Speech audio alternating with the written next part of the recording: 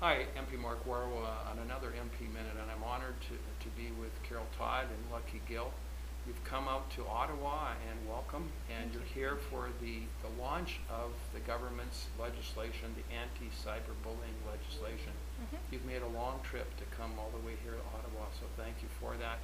And this is very important to both of you. Lucky Gill with Global Girl Power, and Carol, your daughter, Amanda, lost her life, I think it was just over a year ago. This legislation, how important is it to have our police trained and have a proper enforcement component with this new legislation when it comes into force? I think that it's really important that we as citizens and then we as the people and parents know that there's an end result, that if something happens that their kids will get protected out there, and law enforcement is one of the answers. And with legislation, it just makes people aware that if they're going to click the button to cyberbully, that they did something wrong and they can have a consequence for it. So we have a huge toolkit to fill, and also with our law enforcement people, we need to make sure that they're properly trained so that they can go and go to a family that's reporting it and know what to do and how to handle it and where to go and the next steps. It's always about the next steps. We know what to do when we pick up the phone, but what happens after that? You used a metaphor of a driver's license. We provide people to get trained to get a driver's license to drive a car, and yet there's no training for parents or kids how to safely navigate the social network. Well, we call social media and technology. It's an ever-changing world out there. 10 years ago when technology first came in, who would have known that this is where we would be now? So the analogy is that we don't give car keys to our kids without teaching them how to properly drive the vehicle. And so when you look at social media and the devices that they come out, we shouldn't be handing them to our kids and expecting them to know how to use them properly. We have to teach them beforehand. We have to offer guidelines to them, and it's up to us as caregivers and adults of the kids. And it doesn't have to be parent to child. It can be teacher to child. It could be any adult that has a stake in it, any stakeholder, to do some teaching and education, awareness, and then prevention. And it's a three-pronged approach. There needs to be more than just the legislation and at the end. Thank you, and thank you for your bravery. Thank you. Being here, because of your bravery, we're seeing a positive change in Canada. Lucky, you've had a passion in standing up for girls too, and it's often girls that are the ones that are being bullied. And you've also developed a very close friendship with Carol.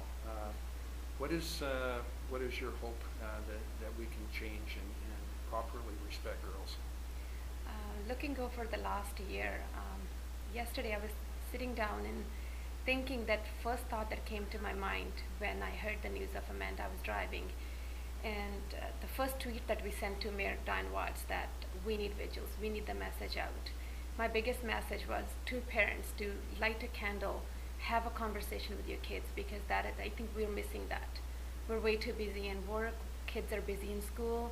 Anytime kids have one touch of button, they have so much content that is not healthy and safe for them. That is right there.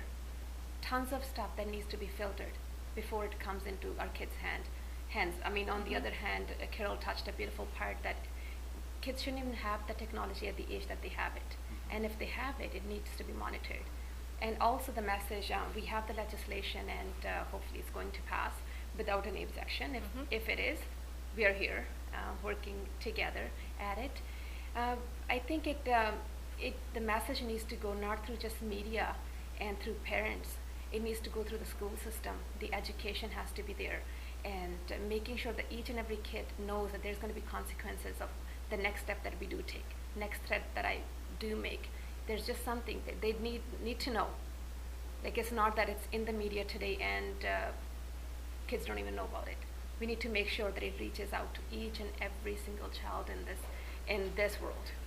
So what you've touched on is that there's all levels of government, the federal government passing the legislation, the provincial government and local government and the school boards and parents. We all need to work together to protect our kids. In addition to the telecommunications companies, because who provides the phones and who provides the data plans, and they are the great place to be able to be the initiators of certain programs and warnings and teachings of our children too, right? So it takes a village to raise a child, and that whole village needs to work together to do this.